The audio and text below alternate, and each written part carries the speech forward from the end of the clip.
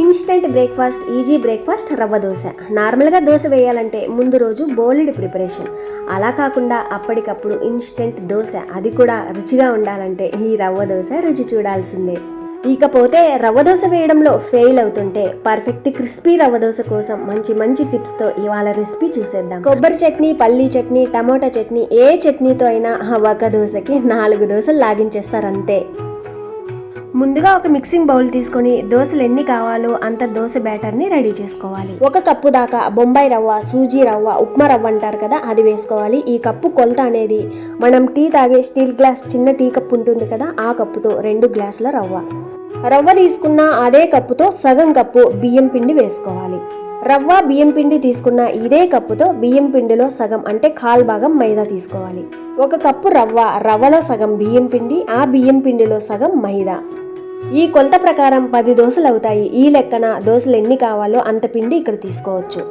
తీసుకున్న పిండికి సరిపడా, రుచికి సరిపడా సాల్ట్తో పాటు ఒక చిన్న టీ స్పూన్ దాకా జీలకర్ర, ఒక 2 స్పూన్స్ దాకా శనగబేడలు, అదే పచ్చి శనగపప్పు పోపులో వేస్తాం కదా, అవి ఒక 2 స్పూన్ దాకా వేసుకోవాలి. ఇవి పూర్తిగా ఆప్షనల్ మాత్రమే. దోశలో అక్కడక్కడ పంటికి తగులుతూ టేస్ట్ అనేది బాగుంటుంది కాబట్టి ఉంటే వేసుకోండి. ఆ తర్వాత ఒక చిన్న టీ స్పూన్ దాకా సన్నగా తరిగిన అల్లం ముక్కలతో పాటు పచ్చిమిర్చి సన్నగా తరిగి వేసుకోవాలి. ఏ పచ్చడితో సర్వ్ చేసుకోలేదు అనుకుంటే ఇక్కడ పచ్చిమిర్చి కొంచెం ఎక్కువ వేసుకోవచ్చు. ఒక 2 మీడియం సైజ్ క్యారెట్ తురుముతో పాటు సన్నగా తరిగిన కొత్తిమీర వేసుకోవాలి. ఒక మీడియం సైజ్ ఉల్లిపాయని ఈ విధంగా చిన్న ముక్కలుగా కట్ చేసి వేసుకోవాలి. దాంతోపాటు పెరుగు, ఏ కప్పుతో అయితే రవ్వ తీసుకున్నామో అదే కప్పుతో 3/4 కప్పు పెరుగు. కప్పుకి ఫుల్గా కాకుండా కొంచెం తక్కువగా అంటే 1/4 భాగం పెరుగు వేసుకుంటే సరిపోతుంది. ఇక్కడ తీసుకున్న పెరుగు కొంచెం పులిసింది అయితే టేస్ట్ అనేది బాగుంటుంది. ఫ్రెష్గా ఉన్న పెరుగు అయినా వేసుకోవచ్చు. ఆ తర్వాత అదే కప్పుతో ఒక 5 లేదా 6 కప్పుల దాకా నీళ్లు వేసుకోవాలి. 5 కప్పులు నీళ్లు వేసుకుంటే దోశ అనేది మరీ పల్చగా లేకుండా కొంచెం తిక్కుగా మందంగా ఉంటుంది.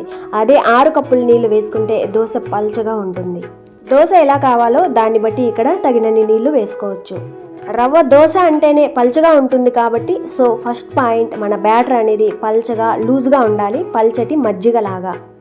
తగినన్ని నీళ్లు వేశాక ఉండలనేది ఏమాత్రము లేకుండా ఈ విధంగా ఒకసారి బాగా కలిపి ఫైనల్గా సాల్ట్ అనేది ఏదైనా తక్కువ ఉంటే వేసుకోవచ్చు.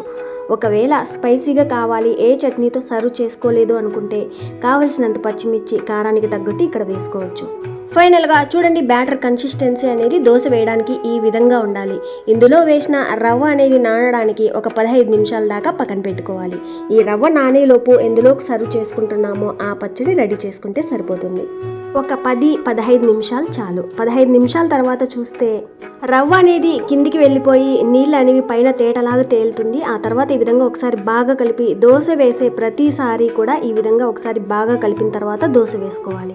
లేదంటే రవ్వ అడుగున ఉండిపోతుంది. దోశ వేసే ప్రతిసారి కూడా ఈ విధంగా ఒకసారి బాగా కలిపిన తర్వాతనే దోశ వేసుకోవాలి. దోశ వేసే పెనం నాన్ స్టిక్ పెనం అయి ఉండాలి. అలాగైతే దోశ అనేది ఈజీగా ఊడొచ్చేస్తుంది, లేదంటే అంటుకుపోతుంది. దోశ వేసే ముందు పెనం అనేది బాగా హీట్ మీద ఉండాలి. ఆ తర్వాత మీడియం ఫ్లేమ్లో ఉంచి ఈ విధంగా గ్లాస్తో పిండిని తీసుకొని దోశలాగా వేసుకోవాలి.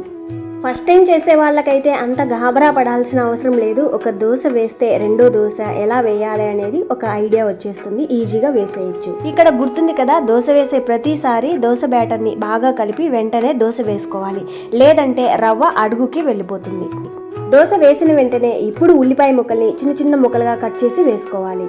ఇక్కడ ఉల్లిపాయ ముక్కలు అనేవి ఎన్ని కావాలంటే అన్ని వేసుకోవచ్చు. ఉల్లిపాయ ముక్కలతో పాటు కొంచెం ఆయిల్ కూడా వేసి కాలనివ్వాలి. ఈ దోశ కింది వైపు ఎర్రగా కాలాలి, అన్ని వైపులా. దోశ అన్ని వైపులా కాలాలి అంటే ఈ పెనాన్ని అటు కొద్దిసేపు ఇటు జరుపుకుంటూ కాల్చుకోవాలి.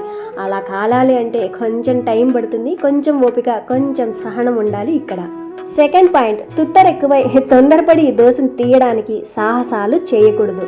అడుగుని ఈ విధంగా దోశ మొత్తం గోల్డెన్ కలర్ వచ్చిన తర్వాత మాత్రమే తీసుకోవాలి. దోశ మందంగా వేసుకున్నా, పల్చగా వేసుకున్నా.